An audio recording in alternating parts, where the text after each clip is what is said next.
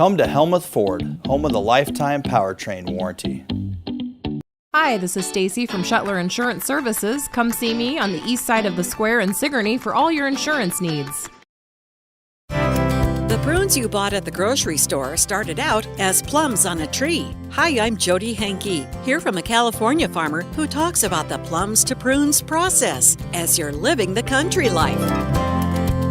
Living the country life. Ideas and inspiration for your place in the country. You can find more information on today's topic and from previous shows by visiting us online at livingthecountrylife.com. We'll return to the show after these messages.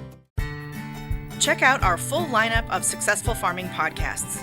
The Successful Farming podcast goes in-depth into the topics that affect farmers and ranchers. The 15 Minutes with a Farmer podcast offers a quick conversation between an editor and a farmer. The SF Shorts podcast offers bite-sized interviews about agricultural topics. And the SF Daily podcast covers commodity markets, weather, and the big things happening in agriculture each morning. Search for Successful Farming wherever you download your podcasts. Interact with Successful Farming on social media. Like us on Facebook at Successful Farming USA and follow us on X at Successful Farm for tips, ideas, timely news, and information from our editors. Find us on Instagram at successful_farming and love the latest photo or video. And take a look behind the scenes with our editors on TikTok at successful_farming.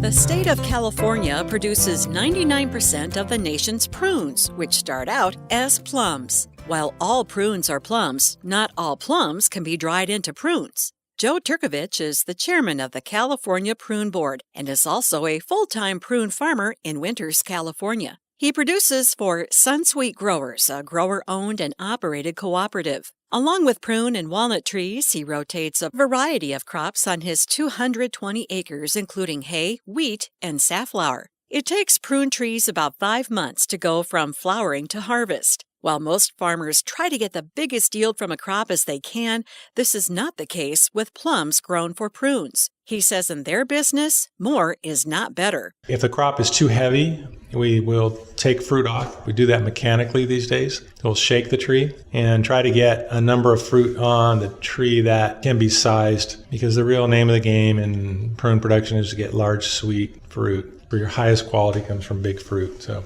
you can't overcrop. If you do, you're in trouble.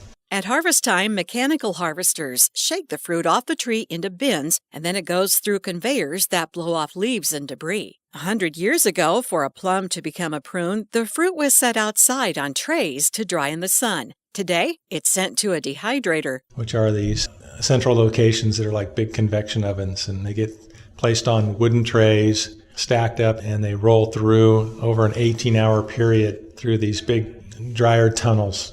And they come out on the back end, and they weigh 1/3 their weight that they did going in. Learn more about how prunes are grown at livingthecountrylife.com. I'll see you in the country. Living the country life. Ideas and inspiration for your place in the country. You can find more information on today's topic, share your tips, and post photos by visiting us online at livingthecountrylife.com.